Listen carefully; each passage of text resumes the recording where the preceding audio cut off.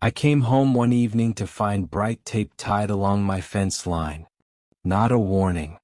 Not a notice. Just a message saying it had to come down. According to the HOA president, my fence violated community rules and needed to be removed immediately. She said it crossed into shared space. She said it was never approved.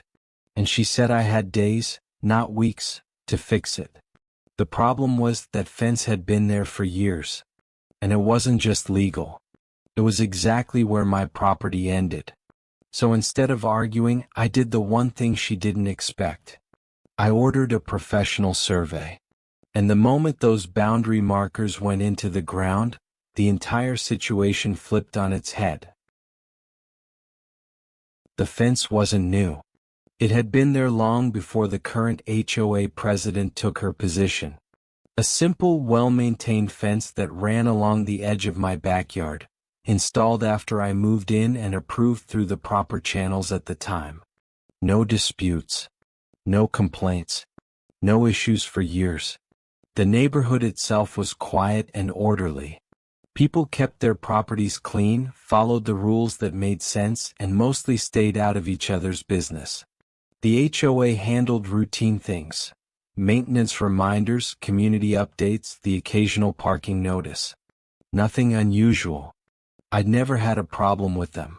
That's why the message about my fence felt strange. It didn't come as a question or a request. It was framed as a correction. According to the HOA president, the fence crossed into what she described as shared community space. She said it was unapproved. She said it violated updated guidelines. And she said it needed to be removed promptly to avoid enforcement action. I checked the documents. The original approval was there. The property description was clear. The fence matched the boundaries I'd always known. Nothing had changed, except the person enforcing the rules. When I asked for clarification, the response didn't include evidence. There was no map. No reference point. Just repeated claims that the fence was encroaching, and that the board had reviewed it. The tone made one thing clear. This wasn't a mistake. It was an assumption. And the more confident she sounded without showing proof, the more I realized this wasn't about compliance at all. It was about authority, about who got to decide where my property ended. At the time, I still believed it could be resolved with a simple conversation. I had no idea that the fence line was about to become the center of a much bigger standoff. At first, I tried to handle it calmly. I replied asking for documentation, a map, a measurement, anything that showed where the HOA believed the shared space actually began. Instead, I received another message repeating the same claim. My fence was encroaching and it needed to be removed. Then the pressure increased. A deadline appeared. Then a warning about fines. Then language about non-compliance. I walked the fence line myself, retracing the boundaries the way I always had. Everything looked exactly as it should. The fence followed a straight, consistent line. No strange angles. No obvious intrusion. Just a clean boundary separating my yard from the common area beyond it. Still, the HOA president doubled down. She began copying other board members on the emails. She mentioned that neighbors had raised concerns. She implied the board had already decided the outcome. And she reminded me, more than once, that removal would be cheaper than continued enforcement. That's when the situation stopped feeling routine. The issue was added to the agenda for the next HOA meeting. I attended, expecting a discussion. Instead, it felt like a verdict waiting to be announced. The HOA president spoke confidently about protecting community space and referenced vague guidelines without showing anything concrete. When I asked where the actual boundary line was, the answer was evasive.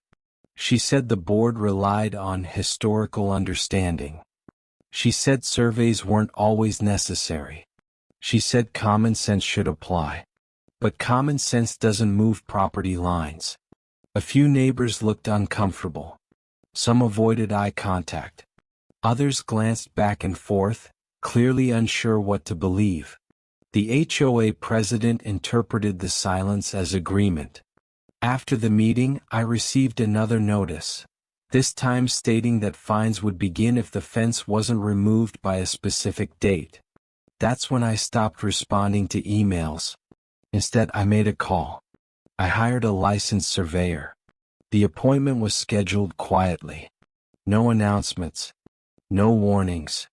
Just professionals coming out to measure what actually mattered, the legal boundary of my land. The HOA president didn't know it yet.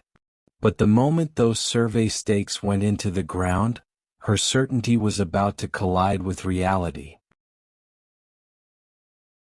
The survey crew arrived early. Bright vests, measuring equipment, official documents clipped to boards. They worked methodically, walking the fence line inch by inch, driving small markers into the ground, checking angles, confirming coordinates. It wasn't dramatic, but it was precise. I watched quietly as they finished. Then the surveyor handed me the report. The boundary line was clear. The fence wasn't encroaching. It wasn't close. It wasn't questionable. It sat fully inside my property by several feet.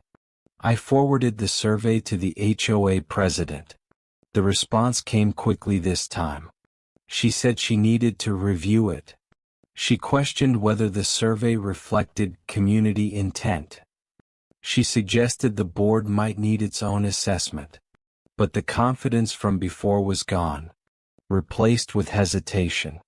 A few days later, the HOA scheduled an emergency meeting. This time the tone was different. The survey was projected on a screen. The markers were visible. The measurements were undeniable. One by one, board members asked questions, not about my fence but about how the mistake had been made.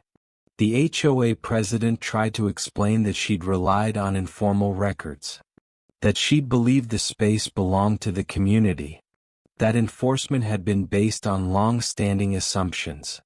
But assumptions don't outweigh legal boundaries. By the end of the meeting, the board voted unanimously to withdraw the violation notice. All fines were canceled. The fence was declared compliant. And the agenda moved on, quietly without ceremony. I didn't argue. I didn't celebrate. I simply watched as authority gave way to facts. Because in the end, the fence didn't need defending. The land already had. After the meeting, everything went quiet. No more emails about compliance. No reminders. No deadlines. A short follow-up arrived from the HOA management company confirming the violation had been withdrawn and that my account reflected a zero balance. The fence was officially recognized as compliant and no further action would be taken. There was no apology from the HOA president. But there was no argument either. The fence stayed exactly where it had always been. Over the next few weeks, neighbors asked what had happened. Some admitted they'd been confused about the boundary too. Others said they were relieved someone had finally asked for proof instead of just accepting assumptions. The situation changed how people viewed enforcement. It became clear that confidence doesn't equal authority, and that repeating something loudly doesn't make it true. What matters is documentation, measurements, facts. As for me, I didn't feel like I'd won. I felt like something had been corrected. The fence was never the problem. The real issue was how easily boundaries can be challenged when no one asks for evidence. And sometimes the most effective response isn't arguing or escalating. It's calmly letting the truth get measured, and then letting it speak for itself.